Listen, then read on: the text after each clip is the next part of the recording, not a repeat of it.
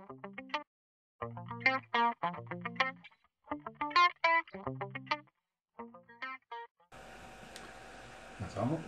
ætlum við að taka henni úr hérna þessum veggjum til að fá bitana fyrir ofan. Þá er nú best að fara bara í þau bitina.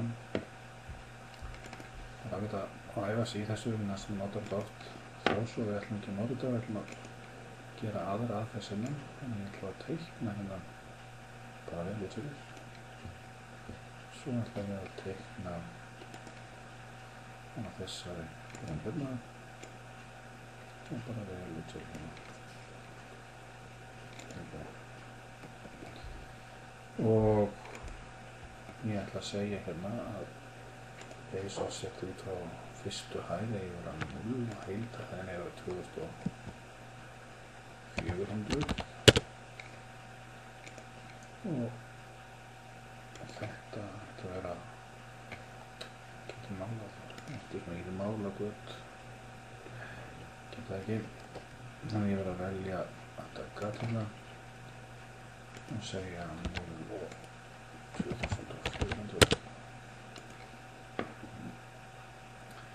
og svo þarf ég að stækka gatið og muna það að við gætum gert það í flugvélinni, það er dálítið trikki hérna ætlum við sem miðjum þessum vegg, við tapum við til og fara í brúnna og bingo og það er eins hérna tapum við til þessi brún og bingo. Þetta get ég kannski betur gert í tvívíti hins vegar. Svo ætlum við að gera vegg wall opening kennan.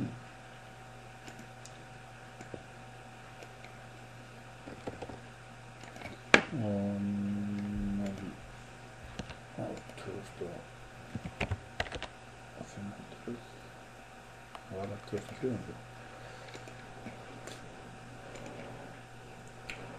Sjáum við sniði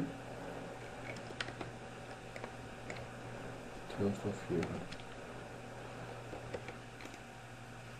Þannig að þetta gat var rétt. Sjá að það er eftir að velja gatið ef við erum hérna með að velja vegginn en ef við erum hérna með þá veljum við gatið. Við getum líka að tapa eftir til þess að velja átækki. 0 og 2400. Kíkja henni veginn og klikkar á þetta og teiknar þetta og 0 og 2400. Svo er kannski náttúrulega bara að fara fyrstu hæðina og skrifa AL og segja þessi brún hérna og hvað það stækkar út í. Og eins hérna að þessi brún og stækkar út. Og þá er ég bara komið skoti flotta guðmynd.